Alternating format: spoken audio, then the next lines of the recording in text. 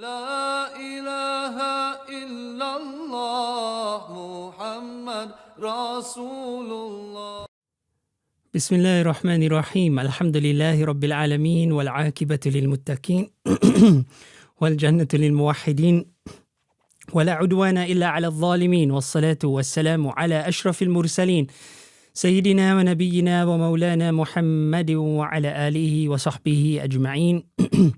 رب اشرح لي صدري ويسر لي أمري واحلل عقدة من لساني يفقه قولي. السلام عليكم ورحمة الله وبركاته.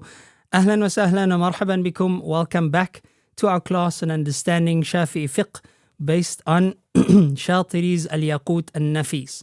This is a class level 3 and this is lesson 2 of our new course, Alhamdulillah, in which we seek to cover principles, maxims and practical application bi'idhnillahi ta'ala. In this lesson, we focus our attention on purification, tahara, the introduction to this chapter, and as well as the first subtopic therein, which is about wudu or ablution, defining purification, its purpose and application, inshallah. The course outcomes herein is to grasp the core legal principles of the Shafi'i school, to approach fiqh systematically and methodologically, to connect basic knowledge with real life, and to access a contemporary text used by scholars and students alike. We also wish to master definitions, conditions and applications of fiqh bi'idhnillahi ta'ala. In this lesson, our key outcomes are to define purification and its purpose, to learn the obligatory acts of wudu and tahara, the shurut, the conditions, the sunnahs and the nullifiers thereof, as well as to apply rulings practically in different scenarios, inshallah. Some key concepts to take note of: the difference between ritual purity and physical cleanliness, right? When we speak about being clean on a normal human level, we are speaking about physical cleanliness. But when we speak about ritual purity, we are speaking about tahara, and that is a step above ritual cleanliness. That's a step above physical cleanliness. That's also spiritual in a sense. Then we look at wudu as a prerequisite for worship. And finally, the distinction between obligations, fara'id, and sunnah acts of worship within wudu. Herein, we have a basic synopsis of what we wish to cover, inshaAllah ta'ala. So let's take it one step at a time. On the first page, on page 43, we have the text that you have on the mind map. It's just essentially laid out in a mind map here. And bi'idhnillah, we will look at how this text corresponds to the text in your kitab, and we'll follow accordingly. So first up, we have tahara, right? Tahara means purification. Excuse me.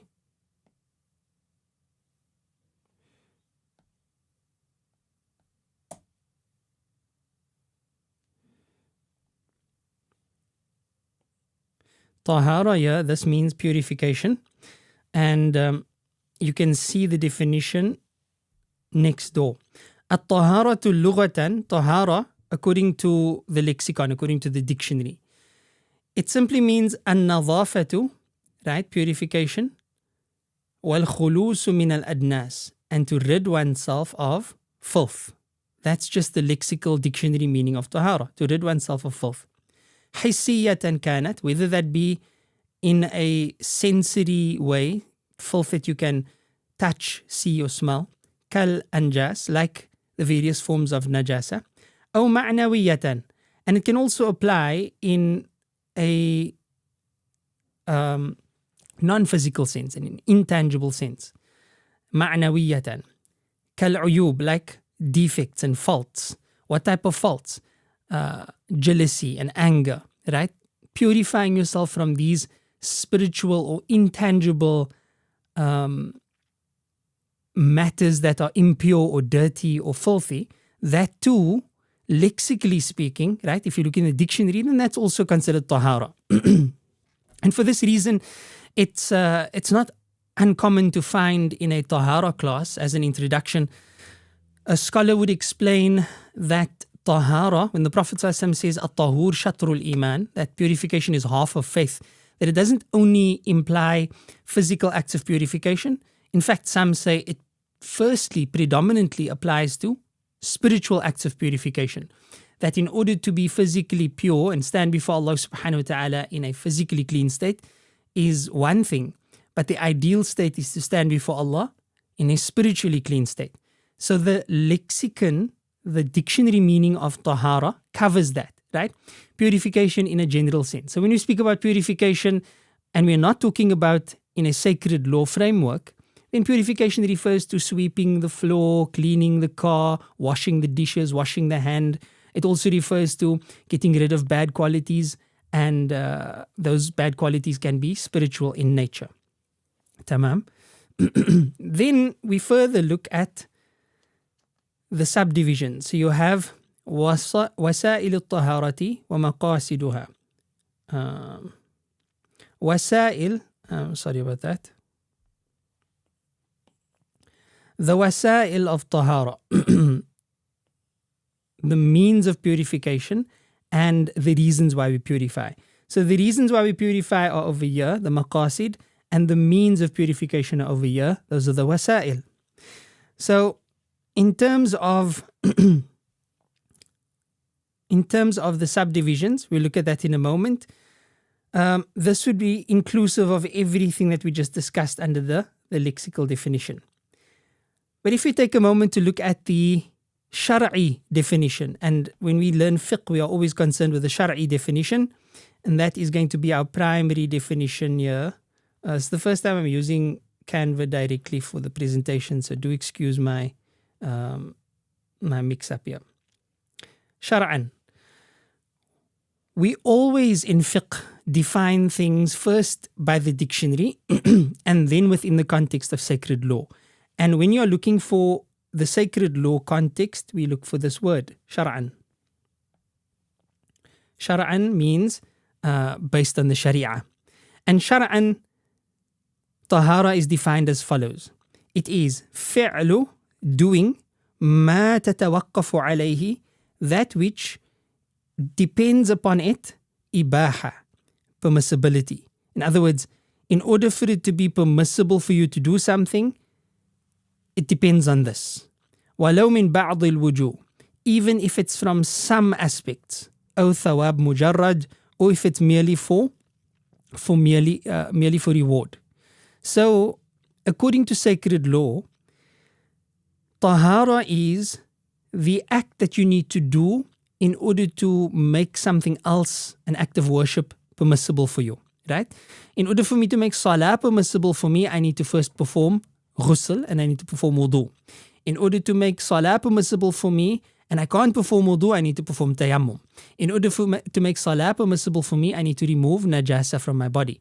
So it is fi'al, it's such an action, tatawaqqafu alayhi ibaha, that the permissibility of an act of worship depends on it. Tamam? That is in Sharia terms, in sacred law terms, what tahara refers to. In other words, we are not going to go as wide as including non-physical forms of removal of filth.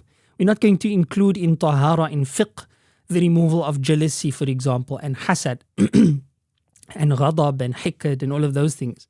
That's covered in tazkiyah, where we purify ourselves from that. We are looking at tahara from a sacred law lens, a shar'i lens. So those actions which we have to do in order to perform salah, to read Quran, etc. What are those actions? Because we are dealing with tahara in the shar'i sense, in the sacred law sense, there are essentially the means and the objectives. The means are the wasail, how we get to the state of purification, and the maqasid, they are the reasons why we are purifying ourselves. So the means is what we depend upon, and the maqasid, the reasons for us performing tahara, that is what we seek to do. So for example, under wasail al-taharati, the means of purification, wa maqasiduha, and its objectives, it says lit-taharati arba'u wasaila. Tahara has four means, four ways that it can be achieved. And here you can see it on the slide. On the screen, you have number 1, number 2, number 3, and number 4. These are the 4 points of how we can achieve tahara in Islam. فَالْوَسَائِلُ هِيَ, the means are al-ma, right? The first one is ma, which is water. And ma is, there are conditions to it, which we'll get to. The second one is turab, right? Which is earth. The third one is ad-dabigh, the tanning agent. And then number 4 is hajrul istinja, the stones or solid substances used in istinja. Those are the 4 things that we can potentially use to attain tahara according to Islam. Why do we want to attain tahara? Again, we have 4 things here, 4 objectives of tahara, and that is either we want to perform a wudu or a ghusl or a tayammum or izalatun najasa, we want to remove najasa. So that's the broad spectrum of what we need to cover in this lesson bi'idhnillahi ta'ala. So let's look at it from the text again. At-taharatu, purification. Purification in general. At-taharatu lughatan, purification according to the dictionary is an-nadhafatu, cleanliness, wal-khulusu, and getting rid of min al-adnasi, of all sorts of filth. Al-aqdar, adnas يعني al-aqdar, impure things.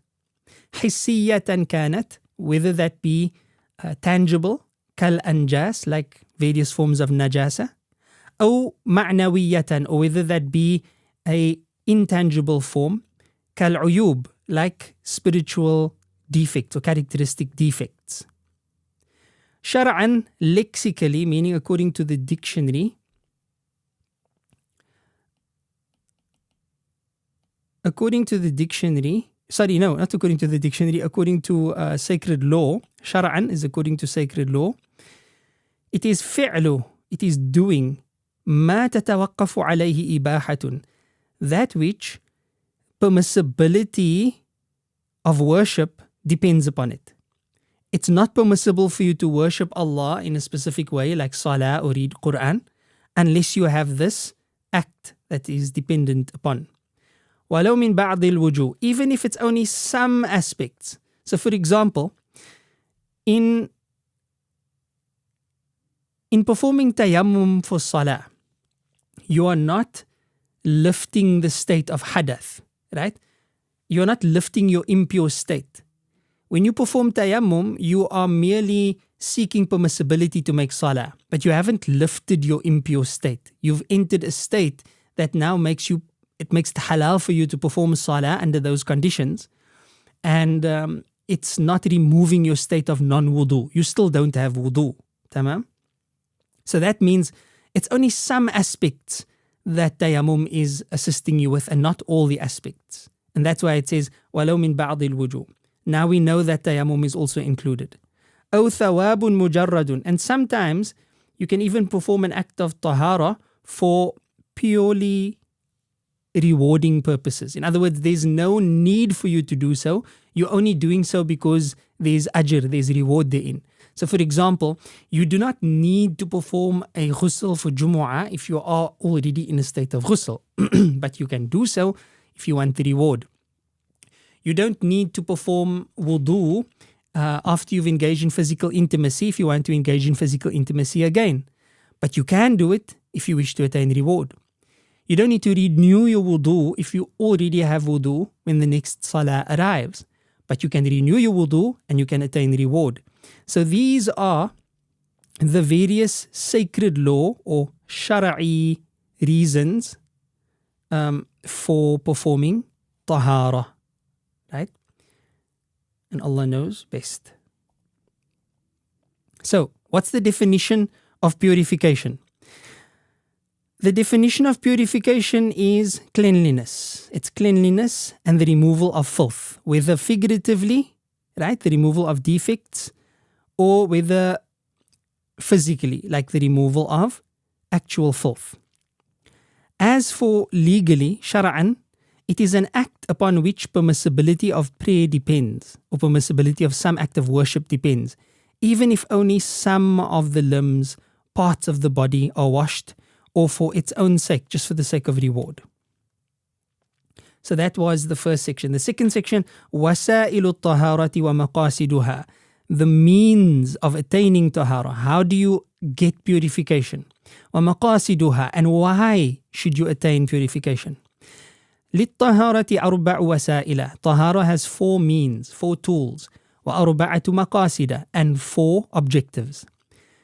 فَالْوَسَائِلُ هِيَ, the means, the tools to enact tahara is al-ma'u, right? Water. And water must be ma'ul mutlaq. It must be unrestricted water. Tamam? So when we say water, we're not talking about water mixed with something else, water that was used already, water that is mixed with a pure substance, water that is contaminated. All of that would be qualifications. We want ma'ul mutlaq, water without those qualifications, unrestricted water, pure water, plain water. Tamam? So that is water. What turab, the second means of attaining purification. How do you get to a state of tahara, or how do you enact a state of permissibility for salah? The second means is with turab, with sand, with earth. If you don't have water, you can use earth to use tayammum. That is another means of purification. The third means of purification is ad-dabigh, right? A tanning agent. And a tanning agent must be acrid. It must be a substance that burns off it must be acidic, if you'd like. It must burn off the necessary leftover things on the skin of the animal. And then number 4, wahajarul istinja, right? The stones that you potentially use for istinja, or if you'd like, solid substances, because it doesn't have to be stones, but solid substances. These are the 4 tools that you could potentially use for tahara, depending on the circumstance. وَإِنَّمَا يُطَهِّرُ الْمَاءِ, water only purifies إِذَا كَانَ مُطْلَقًا, when it is unrestricted, when there's no other qualifications that you need to add to it. It's pure water. وَالتُّرَابُ, sand or earth, that purifies إِذَا كَانَ, when it is خَالِصًا, pure earth, not mixed with flour, not mixed with powder, not mixed with water, not mixed with any other substance. It's just sand. غَيْرَ مُسْتَعْمَلٍ, and at the same time it must not be used sand, meaning you can't use sand that was already used for purification. وَالدَّابِغُ إِذَا كَانَ حِرِّيفًا, and the tanning agent is going to be a means of purification if it is an acrid substance, something that actually burns, that's acidic or something like that, even if it's impure, because remember it can just be washed away after the process of tanning. The condition is ينزع فضلات الجلد وعفونته كالقرض وذرق الطير. It needs to be able to remove the fadalat, the excess on the skin, excess blood, excess fat, excess hairs, etc. It must be able to remove that. وعفونته, its stickiness, and anything that's on there, كالقرض, like droppings, وذرق الطير, and bird droppings and the like. All of that needs to be removed through the acrid substance. وحجر الاستنجاء, the stones that are used, or the solid substances that are used to make istinja, that has a condition. إذا كان طاهرا, it needs to be clean. You can't use something that is filthy. قالعا, and it must be able to remove the filth. So it must be something that can actually remove the filth. It's not wet, it's not loose, it's not going to fall apart, it's not made of broken parts. Right? قالعا, it has the ability to remove the filth. غير محترم, and it must not be something that is honored, something that has any sort of sanctity to it, whether it is something that has Quran written on there, or a book of knowledge, a page that has some knowledge on there, or bones, etc., of people, of animals. These are things that needs to be avoided, because there's some respect that should be attached to that. Or in the case of bones of animals, it may not be pure. So those are the 4 things that we could potentially use for purification. Tamam? Water is one option. Another option is, and of course these options depends on what you're using it for. The Sharia will decide. The second option, or another option, is sand or earth, and then the tanning agent, and then stones for istinja. أما الأواني والاجتهاد. Now, then there's وسائل الوسائل. In other words, there's certain tools that we use alongside the tools. So it's mechanisms that allow us to use the tools. What are they? Awani and ijtihad. They are the vessels that we use to pour the water in or to pour the water from, and ijtihad, a legal mechanism that we employ when we are confused about which water to use and which water not to use. These two instruments, the vessel and the intellectual process, الذي هو بذل المجهود, which is striving one's best to make a decision, في تحصيل المقصود, in order to reach a particular objective. These are فمن وسائل الوسائل, right? Both vessels as well as this intellectual process of deciding which water to use. These are considered the tools of the tools, right? The means of the tools. And then finally, why are we performing tahara? We now know what tools to use potentially. We know the tools that we need to acquire in order to use those tools. And then now we need to know, okay, so why are we using these tools? What are we trying to attain? Wal-maqasid, the objectives of tahara are 4. Wudu, either you're trying to attain a wudu or a ghusl, right? Or tayammum, dry ablution. Or number 4, izalatun najasa, the removal of filth. So those are the 4 maqasid or objectives of tahara. So once again, we look at the means of purification: water and solid substances. Water. What did we say? Water must be unrestricted. There mustn't be any other qualifications with the water, right? Plain water. It must be purifying and it must be not mixed with anything. Tamam? And then we spoke about dust or earth. There are certain situations where if you don't have water, you may need to use dust or earth, such as tayammum. And under those circumstances, it must be pure earth and not used earth, right?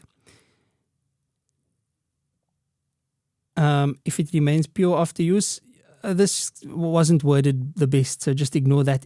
It must be pure earth and it mustn't be used earth. Flowing substances, example, molten metal. Where does this come from?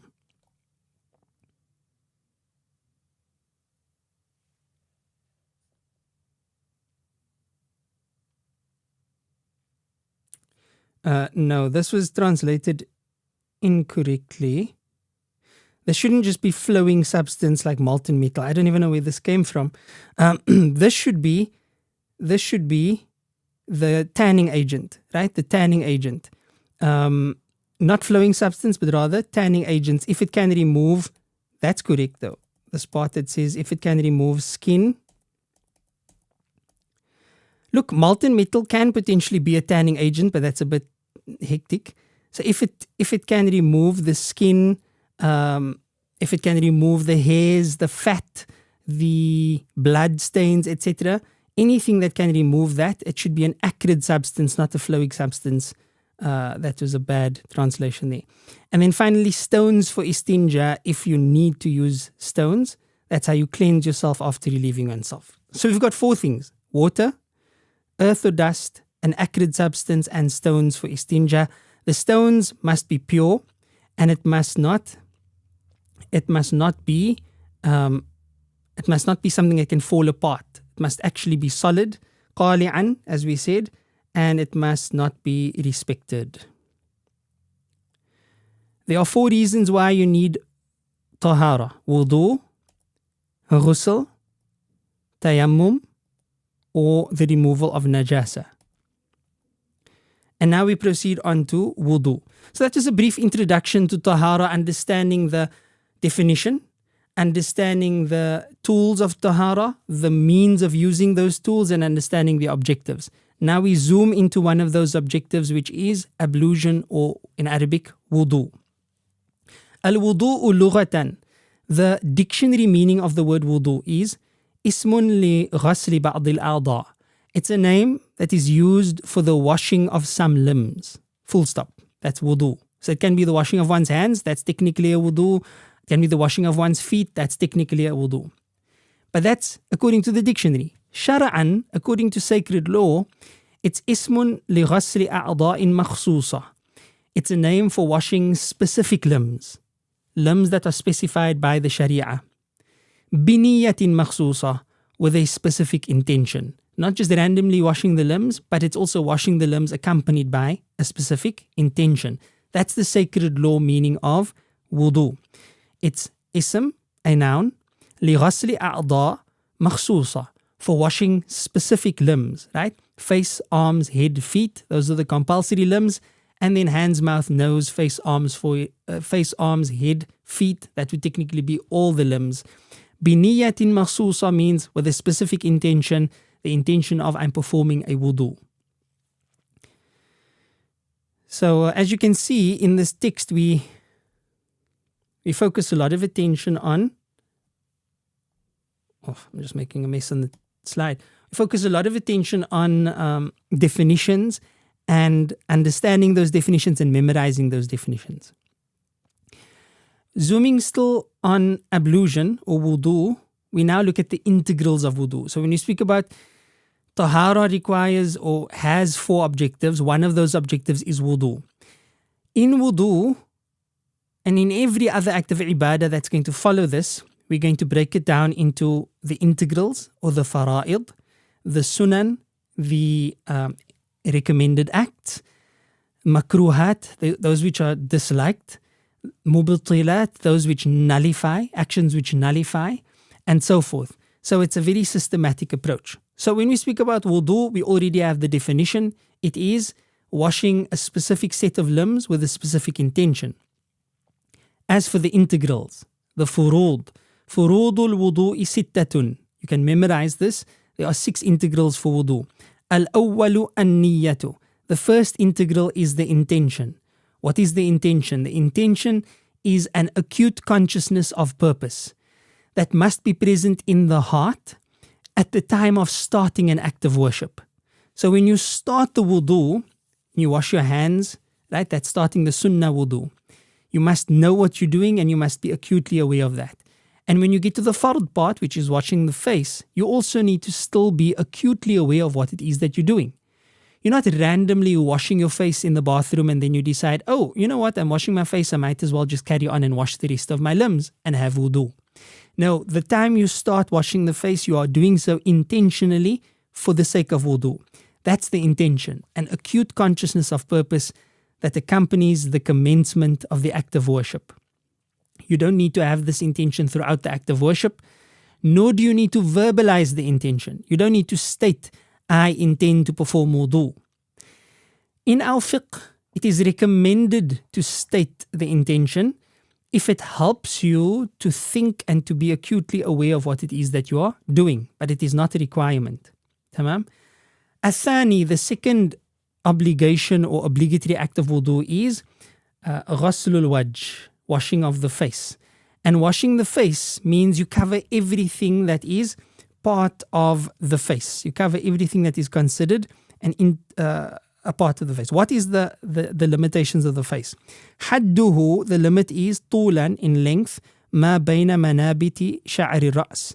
From the point where the usual hairline begins, meaning if you have a receding hairline, you don't count from there. You count from where it once didn't recede from. From there, all the way down till the chin, right? Till beneath the chin. So it is بين منابت شعر الرأس ومقبل الذقن, and till the underneath the chin. وعرضا, the breadth of the face, ما بين الأذنين, between the 2 ears. فيجب غسله شعرا وبشرا ظاهرا وباطنا. So that entire surface that was described, that must be washed on the surface and underneath the hairs and on the skin. That entire surface must be covered with water. إلا لحية الرجل, except for the beard of the man. وعارض, the beard of the man when it is kathifa, when it is thick. فيجب غسل ظاهرها, in a thick beard, it's wajib to wash the outside of it meaning the external, فقط only. What determines a thick beard? هو الذي لا ترى بشرته في مجلس التخاطب.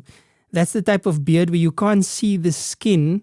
If you're sitting with a person, you won't be able to see their skin underneath the beard because it's thick. That's what defines a thick beard. So when you have a thick beard like that, what's wajib is to just wash the outside, right? That's the wajib. And then it is recommended to also run the fingers, the wet fingers, through the hair of the beard. But it is not obligatory to soak the entire beard in that instance. And that would cover ghaslul wajh. The third obligatory element to wash is ghaslul yadayn ma'al mirfaqayn, washing the two hands, and the limit is all the way up to and including the two elbows. So up until past the elbows. That's washing of the two hands, and the entire arm, the skin, the hair, underneath the hair of the entire two arms, up to and including the elbows must be washed. Number 4, al-Rabi' maskhur ra's. It's wiping the head. The minimum in the Shafi'i school for something to be considered wiping the head is to wipe at least part of one hair. That's the bare minimum. Ideally, you'd want to wipe at least 3 hairs. And according to the Hanafi school, I think it is about a quarter of the head that needs to be wiped, at least. So considering the differences, the recommendation here is to be compliant with all of the above and wipe the entire head, starting from the front of the head to the back and then pushing it back down again 3 times. That would be the complete washing or wiping of the head. But again, for the Shafi'i school, the bare minimum is wiping part of one hair of the hair on the head, right? So not hair that comes down here or somewhere else on the face, but specifically of the hair on the head. Number 5, wal-khamisu ghaslur rijlayn, washing the 2 feet. Ghaslur rijlayn, washing the 2 feet, not wiping them, but washing them. Ma'al ka'bayn, up to and including the ankles, must be washed. The toes, in between the toes, etc. It's recommended to actually take the small finger and run it between each of the toes. And then finally, as-sadisu, number 6, is at-tartibu, the sequence. In the Shafi'i school, the sequence is obligatory. So it must start with the intention and the face, which happens simultaneously. Face, and then the arms, and then the head, and then the feet, in that order. That should be the tartib. Now the tartib is a condition. It must be in that order, but rapid succession is a recommendation, not a condition. Rapid succession is a recommendation, not a condition. In other words, if you take breaks in between washing the limbs, it's still valid, but it's considered disliked to do so, and Allah knows best. Tamam? So that is the tartib. The tartib is also not a condition, not an integral in the Hanafi school. So according to the Hanafi school, if you don't observe the order of the limbs, your wudu is still valid. Where does the Shafi'i school get its emphasis on the order of the limbs from? From the principle, ibda'u bima bada Allahu bih. Begin or commence as Allah had commenced. Emphasize and prioritize what Allah had prioritized. So Allah says in the Quran, إِذَا قُمْتُمْ إِلَى الصَّلَاةِ فَاغْسِلُوا وُجُوهَكُمْ وَأَيْدِيَكُمْ إِلَى الْمَرَافِقِ وَامْسَحُوا بِرُؤُوسِكُمْ وَأَرْجُلَكُمْ إِلَى الْكَعْبَيْنِ. Sadaqallahu al-Azim. When you stand for salah, then proceed with these acts of washing the limbs, and Allah mentions it specifically in that order. The same principle applies with the sa'i between Safa and Marwa. Allah says Safa first and then Marwa, and therefore we begin with Safa first and then Marwa. This is one of the ways in which proof is established in the Shafi'i school, and Allah knows best. So going back to our slides again, looking at wudu, the obligatory elements of wudu are an-niyya, the intention, which must be in the heart, mahalluha al-qalb, and it's recommended to state and verbalize if it helps. Then ghaslul wajh, washing of the face, and the extent of which is the full face from the hairline, the usual hairline till beneath the chin, and from the one ear to the other, covering the entire area of the face, except the beard of a man with a thick beard who must wash the outside, and it's recommended that he run his fingers through the beard with wet fingers. Ghaslul yadayn ma'al mirfaqayn means washing the 2 hands up to and including the elbows. Maskhur ra's means wiping at least one hair of the hair on the head, ideally wiping up to a quarter of the hair on the head, or the full head if you want the full sunnah. And then 5, ghaslur rijlain, washing the 2 feet, ma'al ka'bain, up to and including the ankles. And number 6, at-tartib, the sequence. You must follow that sequence. Once again, the definition according to the dictionary is simply just washing some limbs. But according to sacred law, it is a name for لِغَسْلِ أَعْضَاءٍ مَخْصُوصَةٍ, washing specific limbs, as you can see here in these 6 points, بِنِيَّةٍ مَخْصُوصَةٍ, with a specific intention. Wallahu subhanahu wa ta'ala a'lam. So the obligatory acts or fara'id of wudu are 6. They are, number 1, to have an acute consciousness of purpose, which is the niyyah, to know exactly what it is that you are doing and for who you are doing it. Number 2, wash the face, which is the time when the niyyah must be present in the heart. Can you start the niyyah before you even wash the hands? Absolutely. As long as by the time you get to the face, you are still acutely conscious of what you are doing. If by the time you get to the face, you lost track of the fact that you're performing wudu and you thought you're just brushing your teeth or, freshening up, then you need to reignite that intention at the time of washing the face. If you didn't have the intention when you washed your hands and your mouth and your nose, and you only started the intention when you washed your face, that's fine. Your wudu is valid. It's just that you won't get reward as wudu for washing the hands, mouth, and the nose, because that wasn't part of your acts of wudu. Number 3, washing the hands including the elbows. Number 4, wiping or passing the hand over the head with wet hands. Number 5, washing the feet including the ankles. And number 6, observing the prescribed order or tartib. If those 6 individual acts are in order, then according to the Shafi'i school, you have a complete wudu, and Allah knows best. Of course, in the next lesson, we will elaborate on the sunan as well. But for now, we've looked at the definition of purification, both from the dictionary as well as sacred law. We've looked at the various methods of purifying, the 4 methods of purifying and the 4 objectives of purifying. Then we've zoomed into ablution, the definition thereof, and the integrals thereof. This lesson will continue looking at wudu in the next class, bi'idhnillahi ta'ala. Until then, Jazakumullahu khairan for joining me for this one. I hope and pray that it was of benefit. We have some homework ahead of us, and that is essentially the memorization of these definitions and having a solid understanding thereof, bi'idhnillahi ta'ala. Until next time, wa sallallahu ala Sayyidina Muhammad, subhanallahi wa bihamdi, subhanakallahumma wa bihamdik, nashhadu an la ilaha illa anta, nastaghfiruka wa natubu ilayka, wassalamu alaykum wa rahmatullahi ta'ala wa barakatuh. لا إله إلا الله